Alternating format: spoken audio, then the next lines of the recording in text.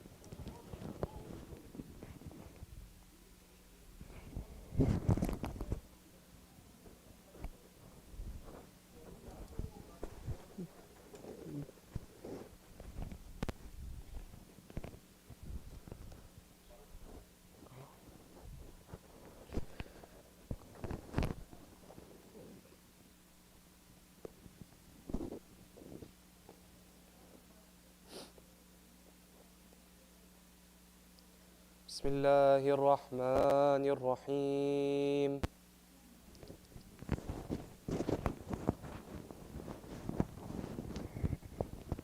اللهم إني أفتتح الثناء بحمدك، وأنت مسدد للصواب بمنك، وأيقنت أنك أنت أرحم الراحمين في موضع العفو والرحمة، وأشد المعاقبين في موضع النكال والنقمة، وأعظم المتجبرين في موضع الكبرياء والعظمة.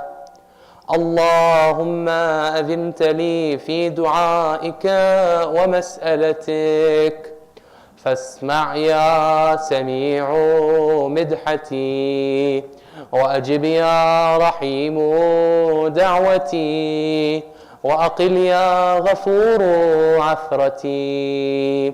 فكم يا إلهي من كربة قد فرجتها، وهموم قد كشفتها، وعثرة قد أقلتها، ورحمة قد نشرتها، وحلقة بلاء قد فككتها.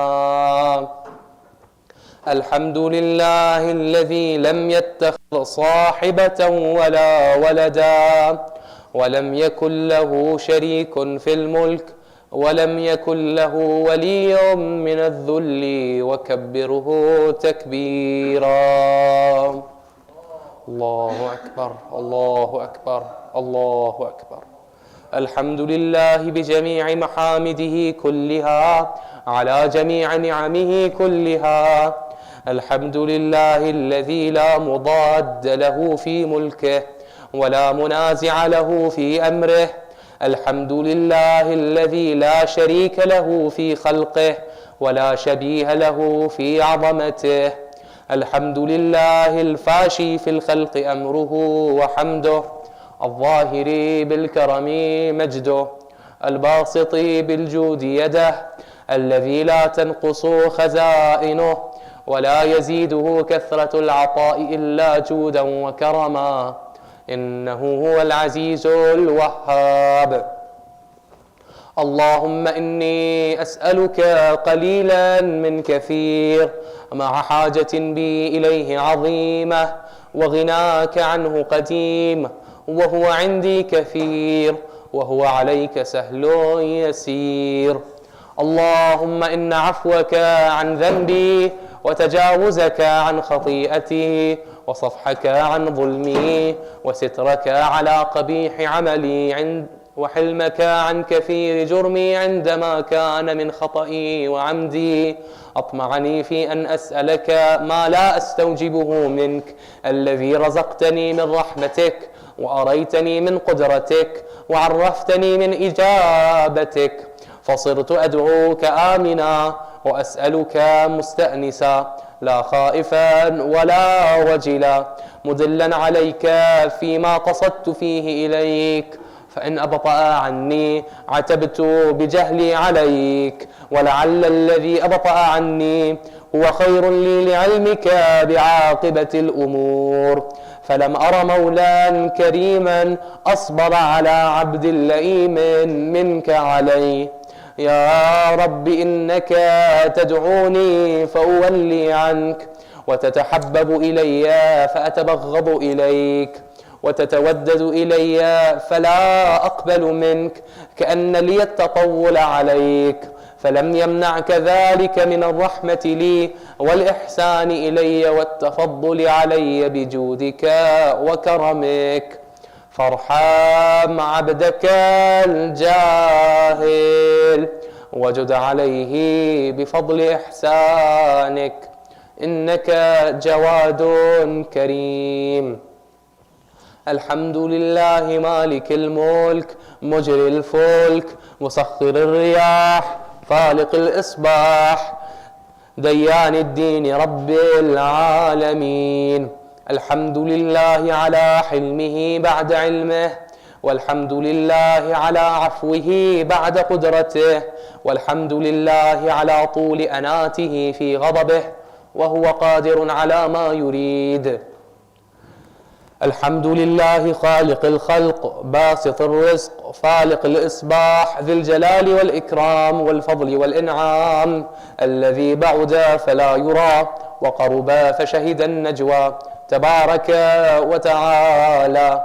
الحمد لله الذي ليس له منازع يعادله، ولا شبيه يشاكله، ولا ظهير يعاضده، قهر بعزته الأعزاء، وتواضع لعظمته العظماء، فبلغ بقدرته ما يشاء. الحمد لله الذي يجيبني حين أناديه، ويسر علي كل عورة وأنا أعصيه، ويعظم النعمة علي فلا أجازيه، فكم من موهبة هنيئة قد أعطاني، وعظيمة مخوفة قد كفاني، وبهجة مونقة قد أراني، فأثني عليه حامدا وأذكره مسبحا. الحمد لله الذي لا يهتك حجابه، ولا يغلق بابه، ولا يرد سائله، ولا يخيب آمله. الحمد لله الذي يؤمن الخائفين، وينجي الصالحين، ويرفع المستضعفين، ويضع المستكبرين، ويهلك ملوكا ويستخلف آخرين. والحمد لله قاصم الجبارين، مبير الظالمين، مدرك الهاربين، نكال الظالمين، صريخ المستصرخين، موضع حاجات الطالبين، معتمد المؤمنين. الحمد لله الذي من خشيته ترعد السماء وسكانها، وترجف الأرض وعمارها، وتموج البحار ومن يسبح في غمراتها. الحمد لله الذي هدانا لهذا وما كنا لنهتدي لولا أن هدانا الله. الحمد لله الذي يخلق ولم يخلق، ويرزق ولا يرزق، ويطعم ولا يطعم، ويميت الأحياء ويحيي الموتى، وهو حي لا يموت بيده الخير، وهو على كل شيء قدير.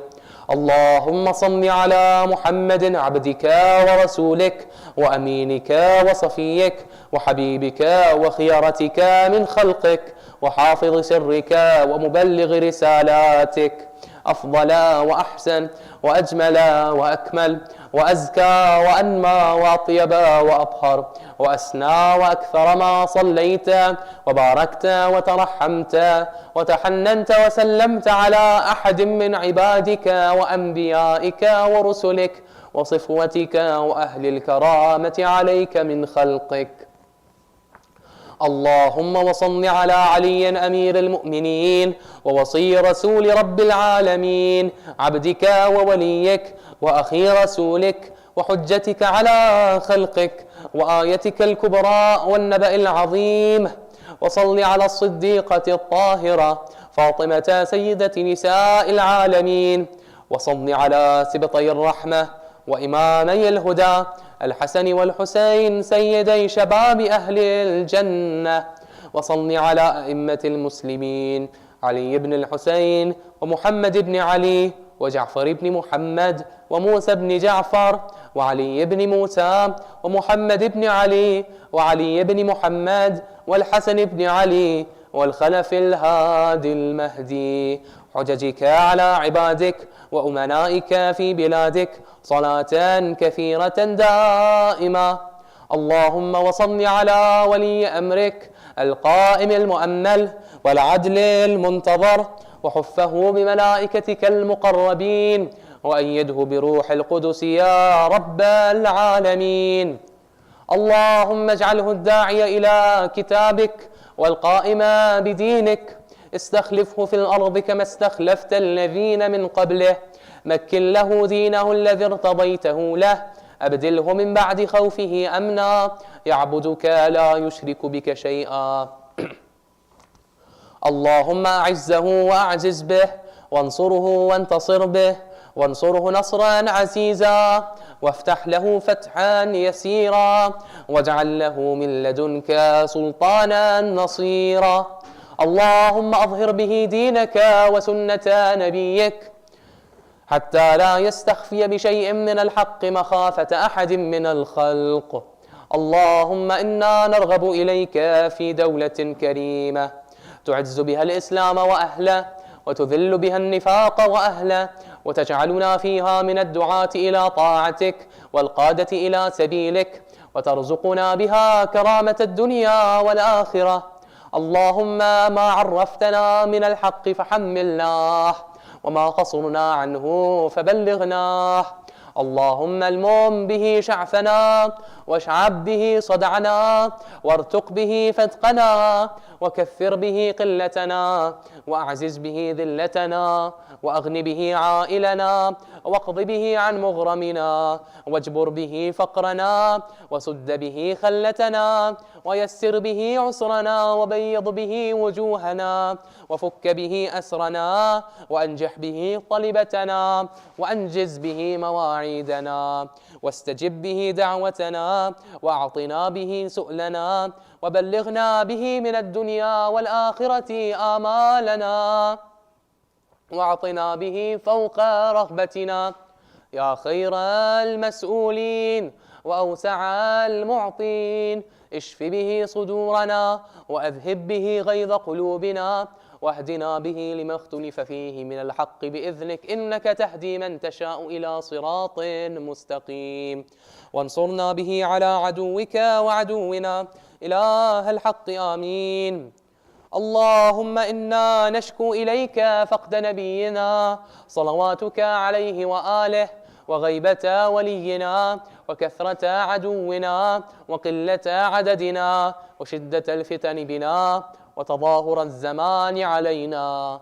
فصل على محمد وآله وأعنا على ذلك بفتح منك تعجله، وبضر تكشفه، ونصر تعزه، وسلطان حق تظهره، ورحمة منك تجللناها، وعافية منك تلبسناها برحمتك يا أرحم الراحمين.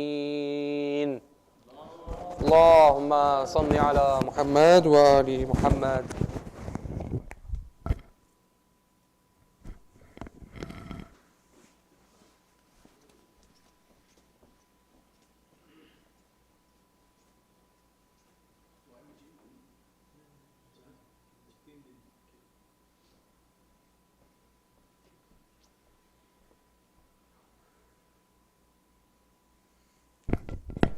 السلام علیکم ورحمۃ اللہ. آج کی افطار ہمارے بردر منور جعفری صاحب کے اہل خانہ کی جانب سے ہے. جو مومنین اس ٹائم آن لائن اسٹریمنگ سے کنیکٹڈ ہیں اور جو یہاں پہ تشریف فرما ہیں، آپ سب سے گزارش ہے کہ ان کے مرحومین اور اپنے اپنے مرحومین کے لیے ایک دفعہ سورہ فاتحہ.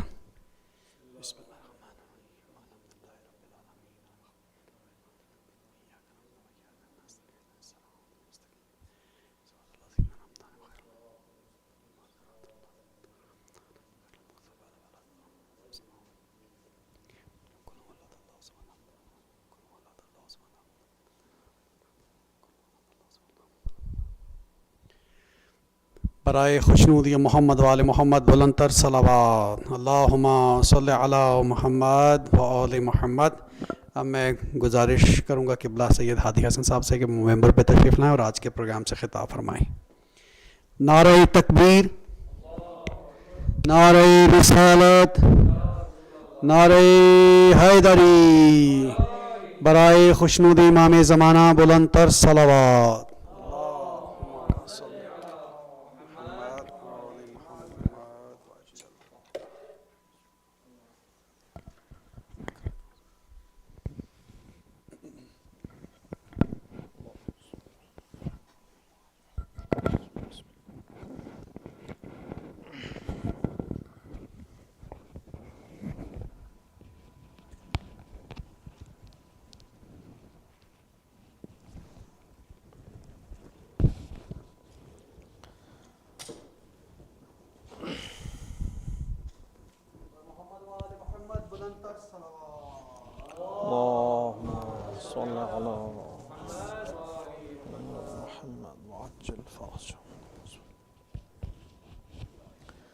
السلام علیکم ورحمۃ اللہ.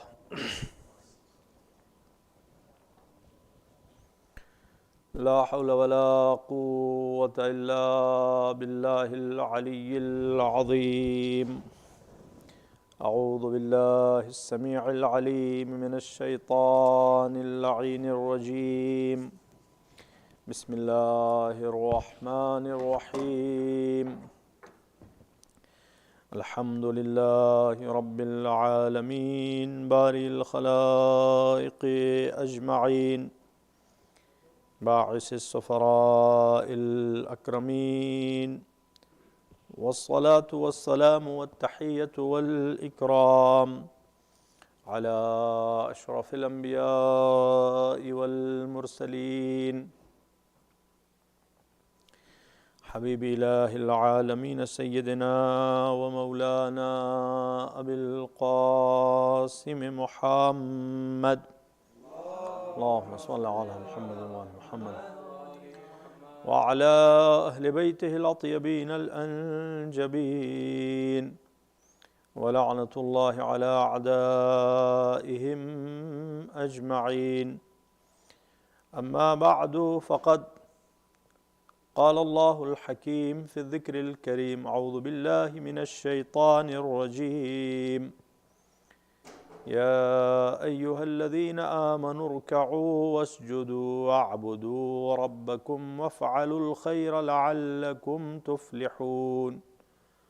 وجاهدوا في الله حق جهاده هو اجتباكم. صلوات. اللهم صل على محمد وآل محمد. In this verse from Surah Anbiya, Allah Azza wa Jal gives 3 instructions for our success. لَعَلَّكُمْ تُفْلِحُونَ. You may succeed. An interesting thing is, in majority of cases, Allah Azza wa Jal doesn't say you will succeed. Instead, Allah says you may succeed. So why Allah Azza wa Jal puts things kind of in doubtful manner, in probable manner? Why Allah doesn't give very clear and very decisive guarantee of success? There are certain verses in which Allah Azza wa Jal has given that guarantee, but in majority of cases Allah Azza wa Jal says لَعَلَّكُمْ, you may succeed. And the wisdom behind this is, if Allah Azza wa Jal gives surety and guarantee, then it could have adverse consequences and ramifications. People might think that now I've met these conditions while they haven't met originally or in reality. But there is a chance they think that they have met all these conditions mentioned for success and prosperity, so they are successful. Means now they don't need to improve themselves. Now they don't need to do any good deeds. So that would make a person stagnant, static. And that is not the purpose of Quran. The purpose of Quran is to keep us growing, keep us moving forward, keep us advancing. So that's why Allah Azza wa Jal always, or in majority of cases, says لَعَلَّكُمْ, you may succeed. So if you implement these instructions and you fulfill other underlying conditions, then you are successful. But Allah Azza wa Jal doesn't give surety, because it's not 100% sure that people will be able to fully abide by these conditions, number one, and number two, it will make them lazy, and Allah Azza wa Jal doesn't want people to be lazy. So in this verse, Allah Azza wa Jal gives three instructions which are really important for our success. Number one, O believers, do ruku and sujood, means observe salah regularly. So Allah Azza wa Jal, instead of saying observe salah regularly, Allah mentions ruku and sujood. It shows how important ruku and sujood are, as if ruku and sujood are second name of salah, equal to salah. Ya ayyuhalladhina amanu rka'u wasjudu wa'budu rabbakum. Worship Allah Azza wa Jal. Be servants of Allah Azza wa Jal. So, the first condition for our success is worshipping of Allah Azza wa Jal, ibadat of Allah Azza wa Jal. And salah is the manifestation of ibadat of Allah Azza wa Jal. And from salah, ruku and sujood are the most important parts.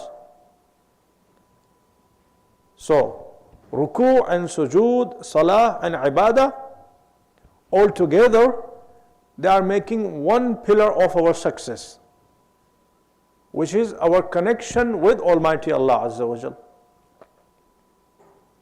And then the second instruction for our success is waf'alul khair, and perform righteous deeds. So righteous deeds means our interaction with people, all our responsibilities, whether they are towards Allah Azza wa Jal or towards the servants of Allah Azza wa Jal. So that is the second pillar of our success. The first pillar, be attentive to your connection with Allah Azza wa Jal. Keep worshipping Almighty Allah Azza wa Jal. Don't falter when it comes to worshipping Allah.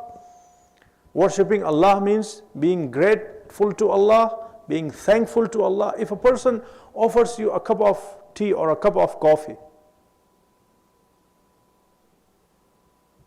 how many times you say thank you to that person? At least 3-4 times.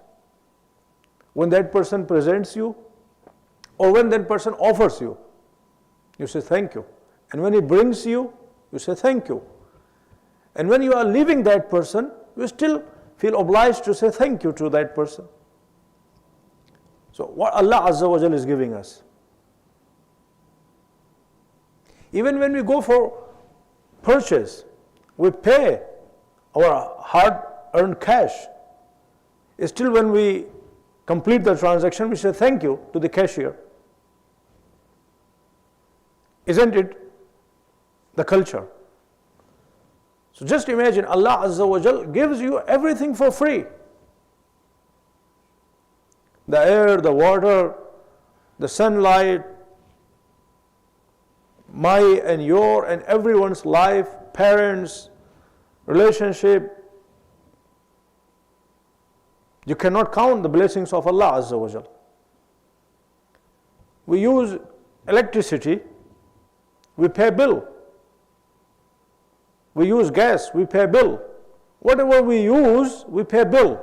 But still we are thankful to the government. Allah Azza wa Jal provides us with everything free of cost, with utmost love. Don't we deserve? Doesn't he deserve to be thanked? So that thankfulness is called worshipping of Allah Azza wa Jal. Sometimes young people or youth ask this question, when Allah Azza wa Jal is independent, Allah is needless, then why shall I worship Allah Azza wa Jal?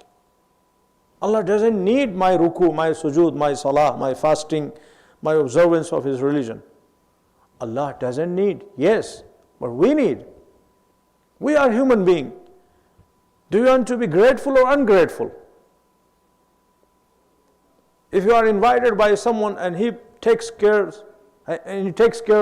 of you very well, he provides you with best food, best beverages, provides you with all the comforts. As I mentioned, if someone comes and offers you a cup of coffee or a cup of tea, don't you feel obliged to say thank you to that person? Has that person demanded you? Has that person forced you? Or is that person in need of your thanks? No, of course not. He's a generous person.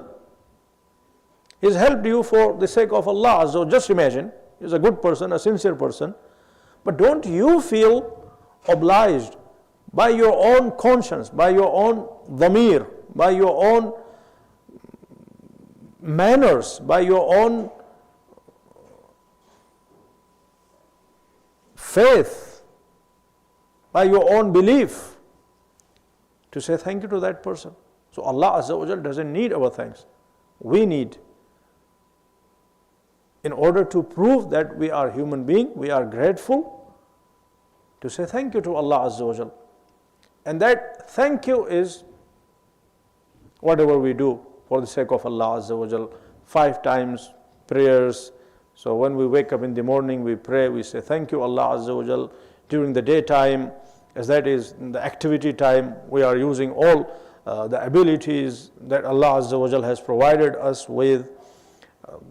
So we are saying another thank you to Allah Azza wa Jal. And then at the end of the day, Allah Azza wa Jal saved us from all the hazards and all the risks and all the issues and concerns. Then at the end of the day, we say another time thank you to Allah Azza wa Jal.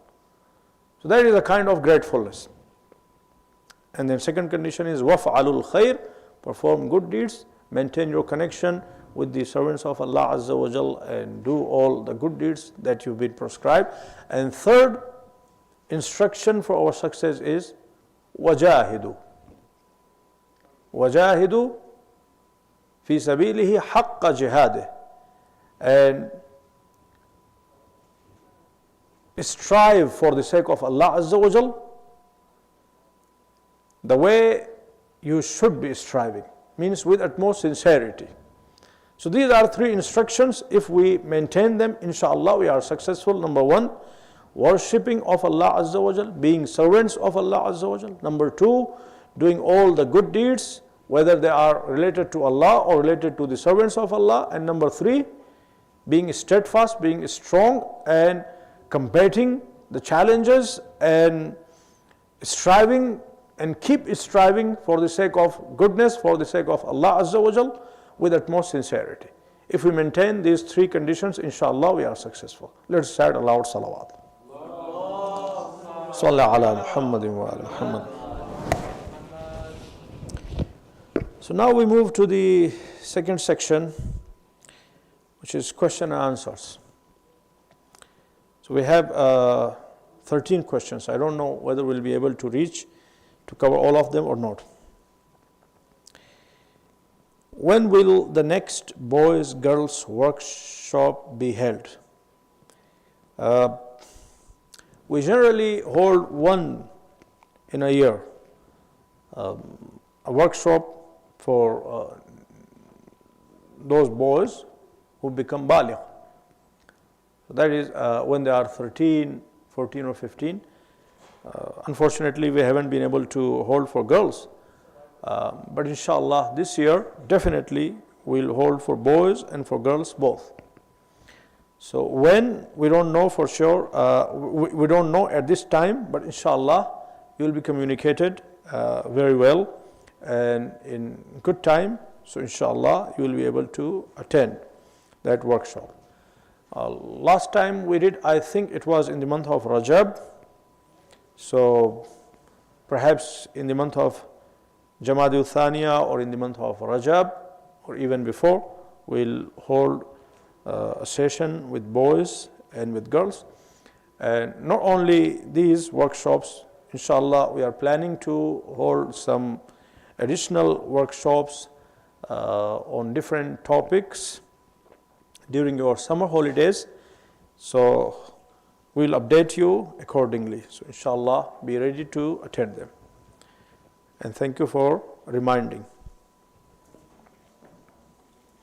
Assalamu alaikum wa alaikum assalam. What is the role of a father in today's world? What is the role of a father in today's world?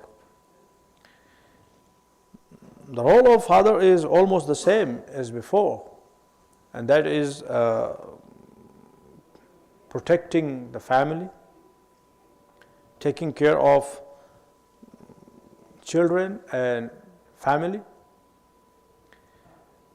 and providing them with all the means that are required for their success in this world and in the hereafter. Allah Azza wa Jal says, Ya ayyuhalladhina amanu, qu anfusakum wa ahlikum nara. There are two verses. There are many verses, but two of them determine the role of a father. Number one, الرجال قوامون على النساء.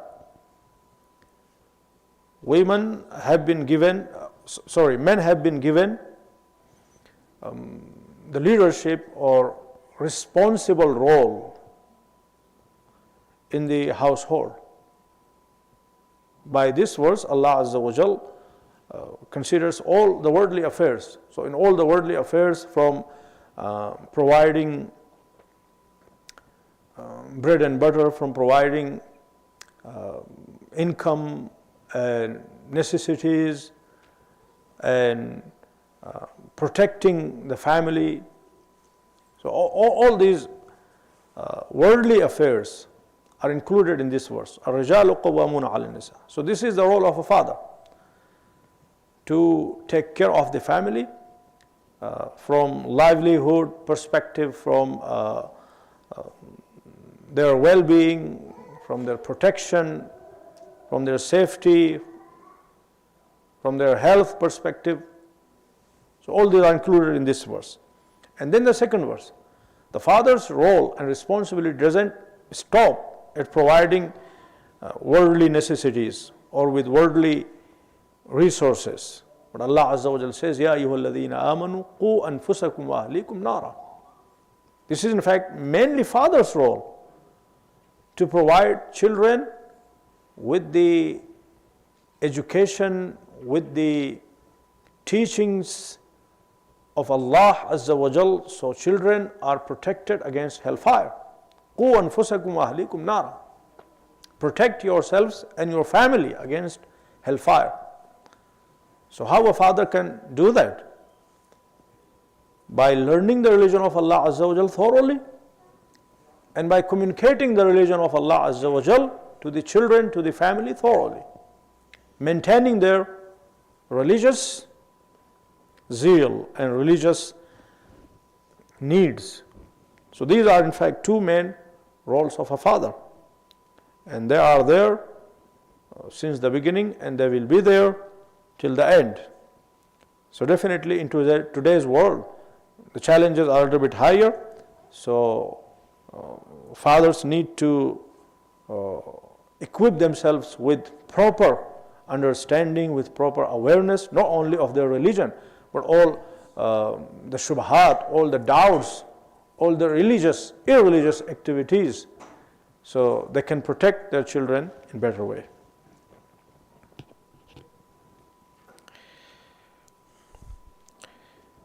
Did dinosaurs really exist? Are there any proofs in the Quran? So, dinosaurs really existed or not? You refer to the archaeologists and scientists, those who are specialists in this respect. Now your question, second question, are there any proofs in the Quran? In Quran there is no mention of dinosaurs, let alone of proofs. Just imagine if Allah Azza wa Jal had mentioned dinosaurs in Quran, would people of Arabia or would people of 1400 years ago be able to understand? Dinosaurs were discovered, their remains or archaeological proofs were discovered when? How many years ago? Does anyone know? Probably 50 years ago or 70 years ago. So just imagine if Allah Azza wa Jal had talked about dinosaurs 1400 years ago in Quran, then people of Arabia or people of that time, would they be able to relate with that? Wouldn't they call Quran Asatirul Awwaleen? They already called Quran Asatirul, ancient stories. This is a book which doesn't make any sense. It has ancient stories. That was the reaction of those who were rejecting Quran. So just imagine if Allah Azza wa Jal mentions Adam alayhi salam, Nuh alayhi salam, Ibrahim alayhi salam, Musa alayhi salam, Isa alayhi salam, all the prophets who've been mentioned in Old Testament and New Testament, still pagans of Arabia out of their ignorance were calling Quran a book of ancient stories. So just imagine if Allah Azza wa Jal had mentioned dinosaurs, then what would they call Quran? Would they be able to relate to that? Would they be able to understand that? Definitely that would be a kind of proof for them that Quran is not a book of guidance, Quran is just a book of stories, and it has fairy tales in it. So Allah Azza wa Jal has mentioned only the stories in Quran which can be related to our guidance, which can be useful to stir our conscience, could be used to provide us guidance and connection with Allah Azza wa Jal. There are certain animals which are mentioned in Quran. For example, if you look into Quranic verses, camels are mentioned in Quran. أَفَلَا يَنْظُرُونَ إِلَى الْإِبِلِ كَيْفَ خُلِقَتْ. Don't you look at the camel, how they have been, how this creature has been created, how beautifully Allah Azza wa Jal has designed it. It's called, in fact, ships of Arabian desert. So Allah Azza wa Jal used the camel because camels were common among people. They lived with camel, they traveled with camel, they sustained with, they did tijara or trading with camels. So Allah Azza wa Jal mentioned animals which people were interacting on daily basis. So they could ponder on them, and by pondering on the creatures of Allah Azza wa Jal, they could establish greater connection with Almighty Allah Azza wa Jal. Horses are mentioned in Quran, donkeys are mentioned in Quran, spiders are mentioned in Quran, ants are mentioned, there are many animals, honeybees are mentioned in Quran, but all the animals were found at that time and people were interacting with them on daily basis.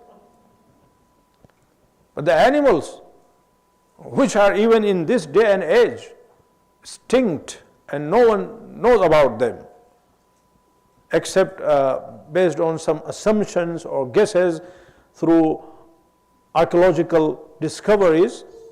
So Allah Azza wa Jal didn't mention them. If Allah Azza wa Jal mentioned them, it would be just a kind of excuse for the disbelievers to reject Quran more vigorously.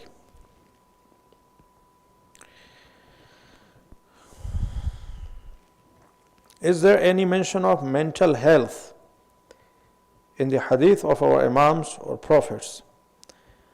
There was plenty of awareness around physical health, but what about mental health? Yes, there are many hadith from Ahlul Bayt alayhimu salam, from Rasulullah sallallahu alayhi wa sallam, which do talk about mental health. And in fact, if Quranic teachings are taken into account, then inshallah mental health could be kept in check and balance.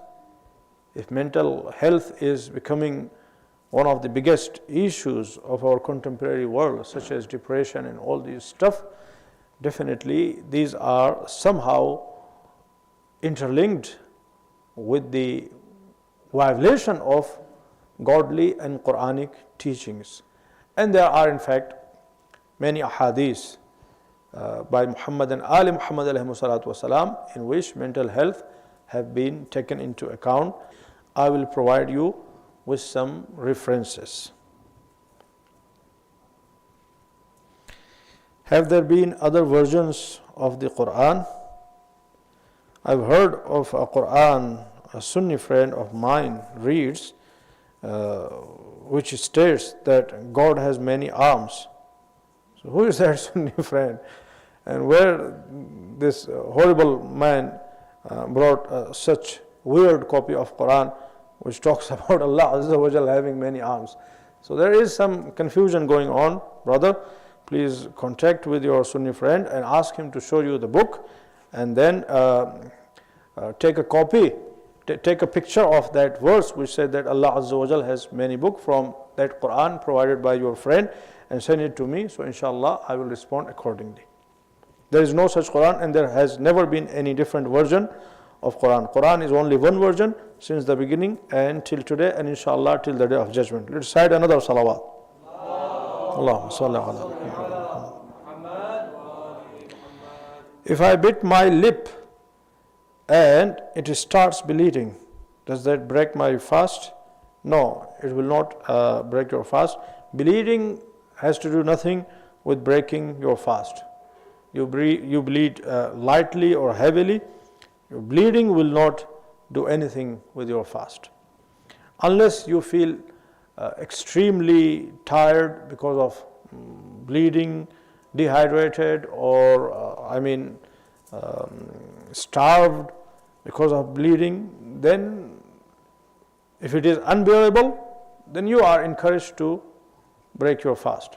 And if it is unhealthy for you to keep fasting, then it will be wajib upon you to break the fast. But just bleeding a little bit will not harm your fasting in any way. Can I use mouthwash while I am fasting? If not, why can I brush my teeth and not use mouthwash? You are fighting with me for nothing. You are saying, if not, why? If not, why can I brush my teeth and not use mouthwash? If not, then why can I brush my teeth and not use mouthwash? So the first point is, who said you cannot use mouthwash? So you are allowed to use mouthwash. There is no prohibition in using mouthwash. However, be careful that you do not swallow the mouthwash liquid, or when you rinse your mouth, the water which has been left in your mouth, you do not swallow it. It is extremely important, and some Maharajas say it is wajib. So whenever you gargle, whenever you put water in your mouth, you should spit out 3 times. Collect all the moistures of your mouth, then spit it out 1 time. Do that 3 times, then you can swallow the moistures of your mouth, because that is the moisture of your own body, your own mouth, generated by your taste buds or yes.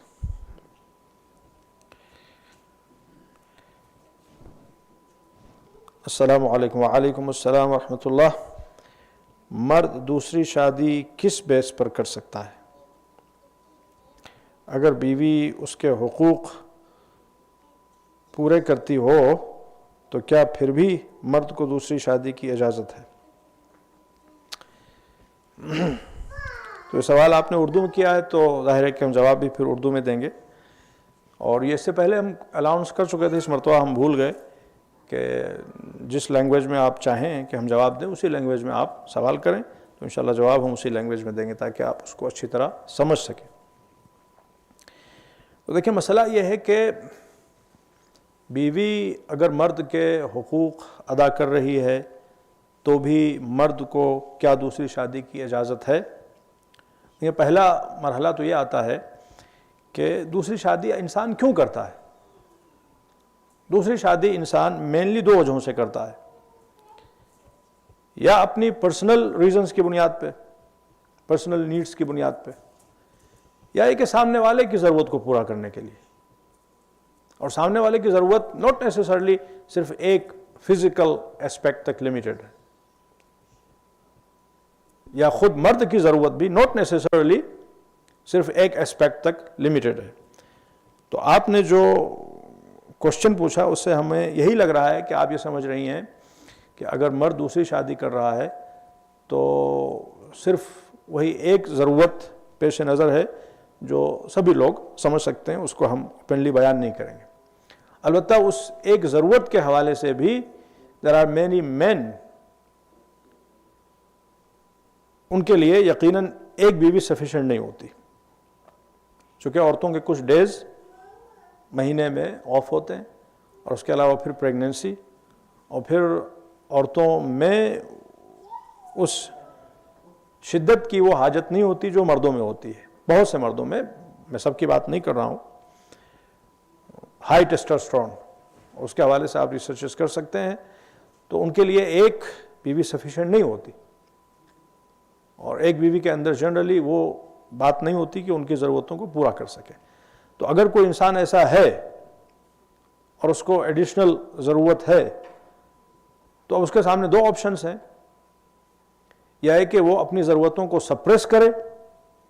بہت سے لوگ ہوتے ہیں ان کے اندر اپنی ضرورتوں کو suppress کرنے کا ہنر نہیں ہوتا، تو اب اگین ان کے سامنے 2 آپشنز ہوں گے، یا ہے کہ وہ ناجائز طریقے سے اپنی ضرورتیں پوری کریں یا جائز طریقے سے اپنی ضرورتیں پورا کریں. آپ کس طریقے کو چوز کریں گے؟ ناجائز طریقے کو اپنا کے وہ جہنم میں چلا جائے، یا کہ جائز طریقے کو اپنا کے وہ اپنے لیے بھی جائز راستہ ڈھونڈ لے اور ایک دوسری خاتون کے لیے بھی ایک پناہ گاہ کا کام کرنے لگے؟ عقل تو یہی کہتی ہے کہ دوسرا راستہ اپنائے. یہ ایک پوائنٹ. اور جیسا کہ ہم نے عرض کیا کہ ناٹ نیسیسرلی کہ دوسری شادی انسان کرتا ہے صرف اسی فزیکل نیڈ کے لیے، باقی دوسری بھی نیڈز ہو سکتی ہیں انسان کی زندگی میں. انسان کی بیوی ہے، وہ اس کے ساتھ نہیں رہ رہی ہے، مجبوری بیوی کی ہے، وہ دوسری جگہ رہ رہی ہے، شوہر دوسری جگہ رہ رہا ہے، جاب کے حوالے سے یا اور بھی دوسرے تمام مسائل ہوتے ہیں، ایموشنل ضرورتیں ہوتی ہیں، یا یہ کہ خود اس کی اپنی ذاتی ضرورت نہیں ہے، کوئی خاتون ہے جو ضرورت مند ہے، وہ اس کو ایک طرح سے شیلٹر پرووائڈ کرنا چاہتا ہے. تو دیکھیں بہت سارے اسباب ہیں، بہت ساری وجہیں ہیں. یا ایک کہ ایک خاتون ہے، نعوذ باللہ نعوذ باللہ، بہرحال یہ سب زندگی کی حقیقتیں ہیں، اس کے اندر بچہ پیدا کرنے کی صلاحیت نہیں ہے، اور یہ مردوں میں بھی ہوتا ہے مگر عورتوں میں یہ چیز زیادہ ہوتی ہے. تو اب ایک آپشن تو یہ ہے کہ مرد یہ طے کر لے کہ پوری زندگی وہ بغیر اولاد کے رہے گا، اور دوسرا آپشن یہ ہے کہ وہ دوسری شادی کر لے. دیکھیں مسئلہ دوسری شادی کا یہ نہیں ہے کہ وہ عورت کے ساتھ جاتی ہے. دوسری شادی حقیقت میں عورتوں کو پروٹیکٹ کرنے کے لیے، جس چیز کو بہت سی خواتین نہیں سمجھ پا رہی ہیں وہ یہی ہے. وہ سمجھتے ہیں کہ دوسری شادی کا مطلب ان کو ٹارچر کرنا ہے. دوسری شادی کا مطلب کسی کو ٹارچر کرنا نہیں ہے. جس خدا نے یہ قوانین بنائے ہیں، ہم نے اور آپ نے قانون نہیں بنائے، وہ خدا جس طرح مردوں کو چاہتا ہے اسی طرح عورتوں کو چاہتا ہے، بلکہ عورتوں کے حوالے سے اس خدا نے زیادہ نرمی کا برتاؤ کیا ہے ان کی ضرورتوں کو پیش نظر رکھتے ہوئے. تو وہ خدا اسی طرح سے عورتوں کا بھی خدا ہے جس طرح سے مردوں کا خدا ہے. نعوذ باللہ اس کی خدائی میں یا اس کے رابطے میں عورت اور مرد کے حوالے سے کوئی ڈفرینشیشن، کوئی ڈسکرمنیشن نہیں ہے. دوسری شادی کا کانسیپٹ ہے یہ حقیقت میں عورتوں کو پروٹیکٹ کرنے کے لیے.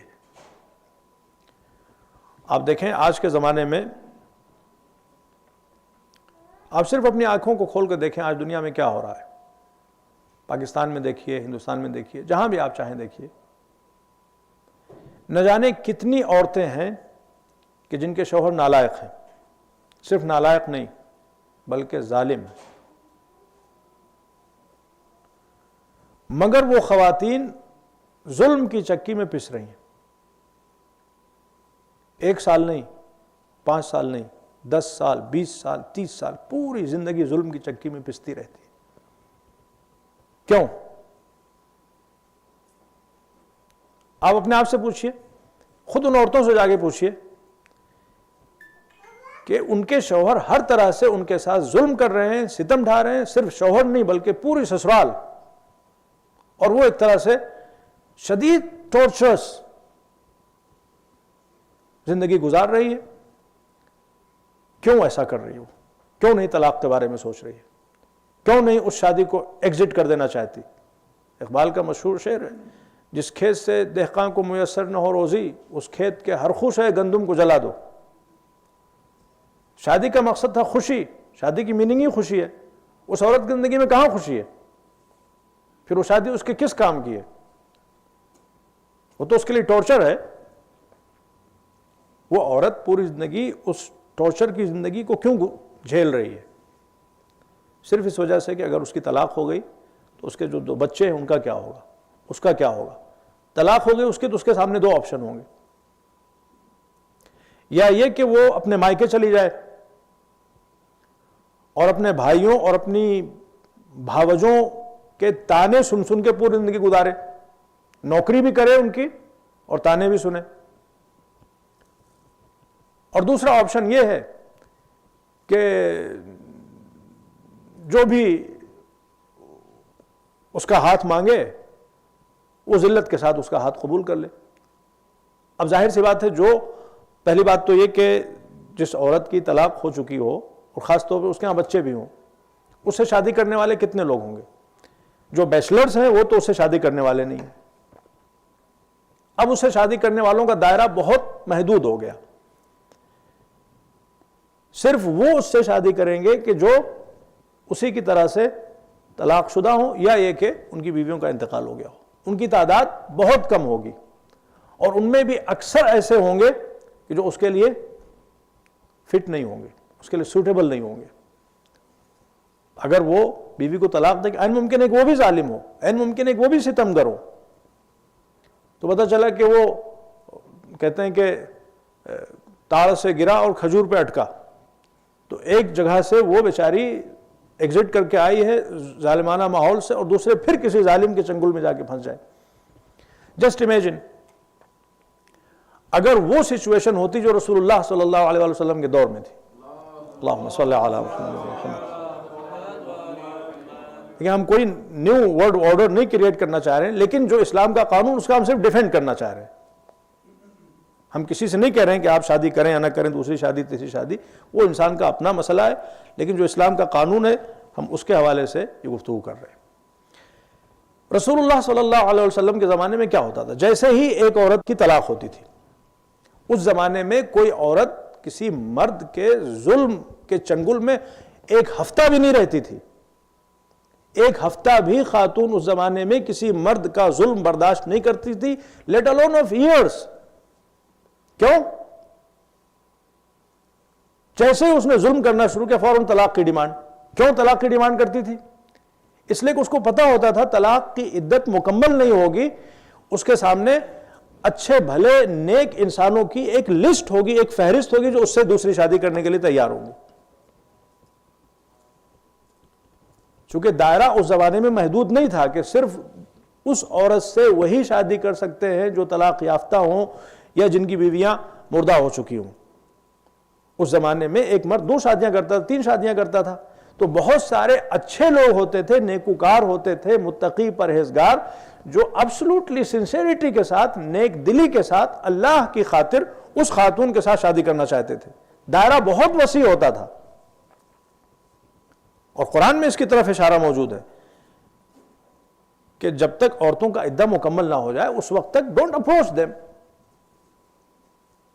ابھی وہ عدہ پیریڈ میں ہے. اس سے نتیجہ کیا نکلتا ہے کہ عدہ مکمل بھی نہیں ہوتا تھا, چاہے عدہ وفات ہو چاہے عدہ طلاق ہو, کہ رشتوں کے تانتے بچ جاتے تھے.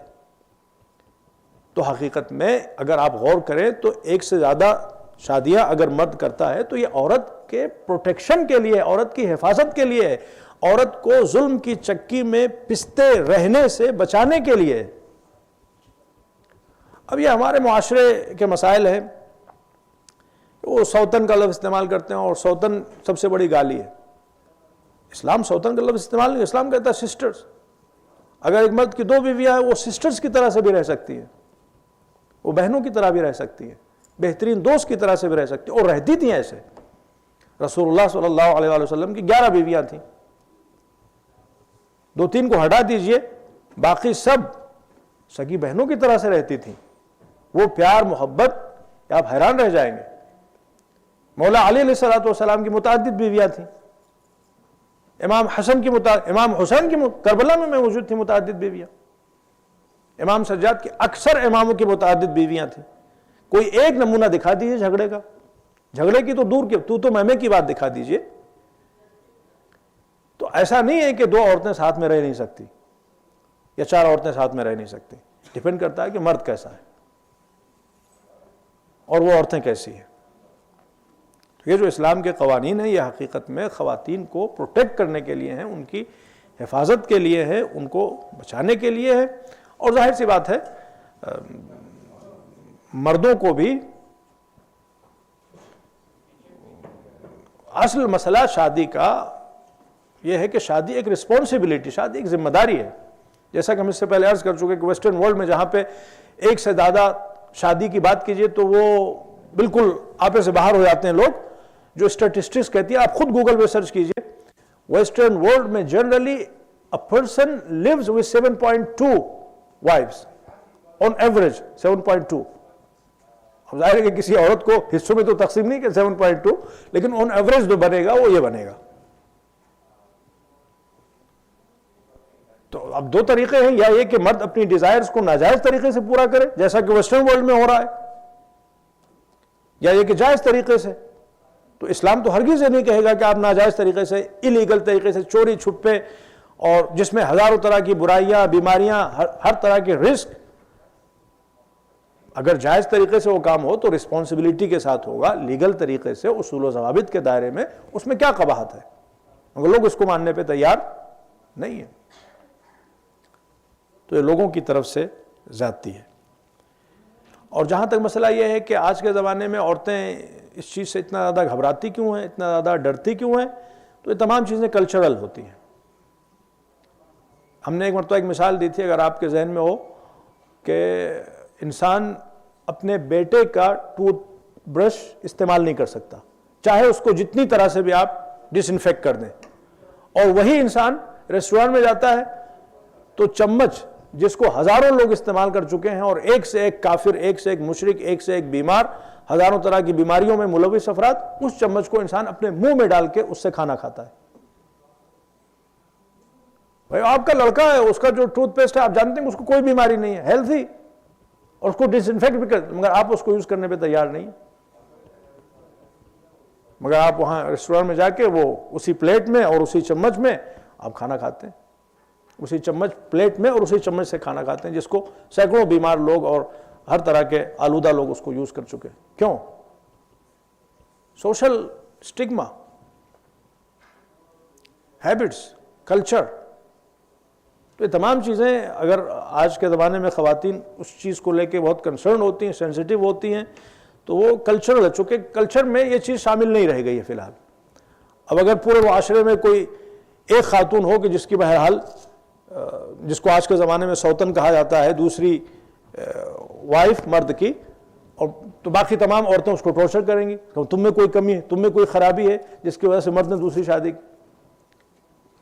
لیکن اس زمانے میں چونکہ ایک کلچر تھا، تو آج کے زمانے کے اعتبار سے ہماری ریکمنڈیشن یہی ہے اگر مومنین کے لیے کہ آپ دوسری شادی کے چکر میں نہ پڑیں، ایک شادی پہ اکتفا کریں، اللہ رب العزت سے لو لگائیں، اس سے توسل کریں، اس سے تمسک کریں، اور اگر آپ کی زندگی کی سیریس ضرورت ہے اور دوسری شادی کے بغیر آپ نہیں سروائیو کر سکتے، آپ کے گناہ میں مبتلا ہونے کا خطرہ ہے، تو دوسری شادی آپ پر اسی طرح سے واجب ہے جس طرح سے پہلی شادی واجب تھی۔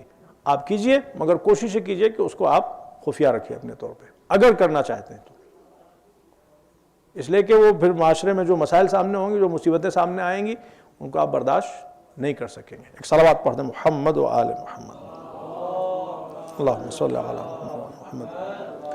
اور ظاہر ہے کہ جس ملک میں آپ رہ رہے ہیں اس ملک کے جو رولز اور ریگولیشنز ہیں ان کو فالو کرتے ہوئے آپ زندگی گزاریں، اور کسی کو بھی انرولی ہونے کی اجازت نہیں ہے، اور ہمارا دین یہ کہتا ہے کہ جس ملک میں آپ رہ رہے ہیں اس ملک کے قوانین کا آپ احترام کریں۔ اور چیز اس میں جو شادی کے حوالے سے جو ہمارے سورہ نساء میں جو آیت ہے، it actually encourages you to for remarriage when you are helping an orphan, جو آئی تھنک بہت لوگ جو ہے ڈس ریگارڈ کر دیتے ہیں۔ جب آپ آیت شروع کرتے ہیں جو 3rd یا 4th آیت ہے، جی، وہ آرفنس کی پروٹیکشن کی بات سے شروع ہوتی ہے آیت، جو again it adds up to کہ ری میرجز کس طریقے سے ہونی چاہیے۔ تو جو آپ ریفرنس دے رہے ہیں سورہ مبارکہ نساء کا، اس میں یقیناً آرفنس کا ذکر ہے، بٹ جو ری میرینگ کی بات ہے، not necessarily that is restricted to orphans. So اس میں جو مین کنڈیشن ہے وہ جسٹس ہے۔ If you can maintain justice, اور اگر جسٹس مینٹین نہیں کر سکتے ایک سے زیادہ بیویوں کے درمیان، تو بس اجازت نہیں ہے اور ایک ہی شادی پہ اکتفا کرنا ہوگی۔ یہ شرعاً پھر جائز نہیں ہوگا 2 شادی کرنا اگر انسان جسٹس کو مینٹین نہیں کر سکتا۔ اس ٹاپک پہ ہم اس سے پہلے گفتگو کر چکے ہیں، یہاں پہ کسی نے اور بھی کوشچنز پوچھے تھے۔ ایک اور صلوات پڑھ دیں محمد و آل محمد علیہ الصلوۃ والسلام، صلی اللہ علیہ وسلم۔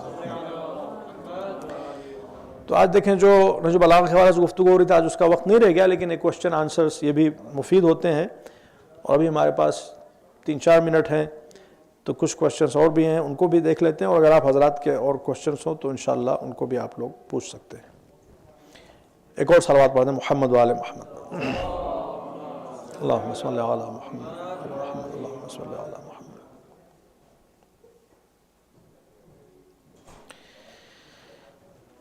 What is the significance of taqleed in Islam? Some Shia Muslims believe it to be a significant part of faith, while others give contradictory statements. Please clarify this topic.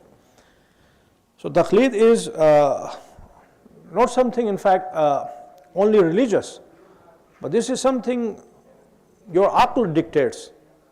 You do taqleed in all aspects of your life. Taqleed means referring to experts. Taqleed doesn't mean that we are following Ayatollah Sistani. Generally the word following is used, but we are not following anyone. We are not allowed to obey anyone other than Allah and Muhammad and Ali Muhammad alayhi salatu wasalam. However, how do we know what Allah wants you to do? What Muhammad and Ali Muhammad alayhi salatu wasalam have asked you to perform or to do? Either you are expert in religion, you know Arabic language very well, you know 12 sciences, you have very good knowledge in 12 sciences, and you are able to deduce all your practical. First of all, taqleed is not in fact in whole religion. Taqleed is only in one part, one tiny part of your religion, and that is your fiqhi and jurisprudential responsibilities. how to pray, how to fast, how to go for Hajj, and all the details. You know, there are countless details. You guys are asking details since the beginning of the month of Ramadan, while fasting is something really straightforward. But you are asking questions about the details of fasting. So all these details, either you yourself are able to deduce from Shari'i sources, which is Quran and Sunnah mainly. If you don't have the ability to do so, then you will refer to someone who has the ability. And this is something we do in our daily life. If you are not a doctor by yourself, health practitioner by yourself, don't you go to a doctor for prescription, for diagnosis? If you are not an engineer, can you design your own house? If you are not an architect, can you make the plots and plans for your house? If you are not an immigration expert, don't you go to an immigration expert? MashaAllah, one is sitting here, Taqi Bhai. Community, MashaAllah, हमारे बहुत से sources हैं, resources हैं. One of them is Taqi Bhai. Alhamdulillah, he is officially immigration consultant. So those mu'minin who want consultancy, they can refer to him. So in all aspects of our life, in all sects of our lives, in all sections of our lives, we refer to experts. The same thing applies in religion, and that is called taqleed. Let's recite another loud salawat. Allah salli ala Muhammad wa ala Muhammad. Now we don't have time for any more questions. We have still 7 questions left. Inshallah, we'll discuss them I think after the 4 days majalis, which are starting from tomorrow. Let's recite another loud salawat for the acceptance of all our good deeds in the month of Ramadan. And may Allah Azza wa Jal bless us with tawbah nasuh. May Allah Azza wa Jal accept our istighfar. May Allah Azza wa Jal bless us with boosted connection with Himself, with Ahlul Bayt alayhimu salatu wa salam. May Allah Azza wa Jal hasten in the reappearance of the Master of our time, and may Allah Azza wa Jal allow us to be able to fulfill our responsibilities during the ghaibah of Imam al-Asr. And inshallah, we are ready to support Imam al-Hujjah alayhi salam when he arrives in this world, and we are able to pave the ground for Imam al-Hujjah alayhi salatu wasalam's speedy emergence in this world. Let's recite another salawat. Allah salli ala Muhammad.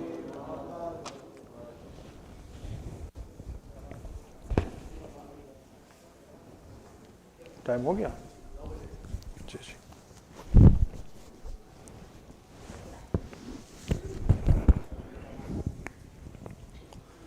إن الله وملائكته يصلون على النبي يا أيها الذين آمنوا صلوا عليه وسلموا تسليما اللهم صل على محمد وآل محمد الله أكبر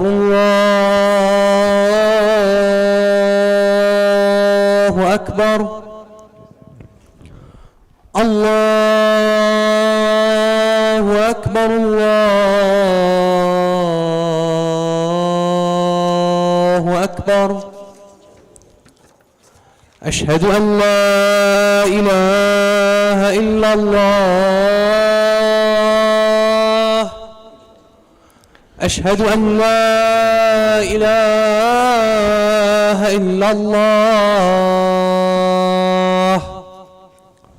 أشهد أن محمدًا رسول الله اللهم صل على محمد. أشهد أن محمدًا رسول الله اللهم صل على محمد وآل محمد. أشهد أن عليًا ولي الله أشهد أن عليًا ولي الله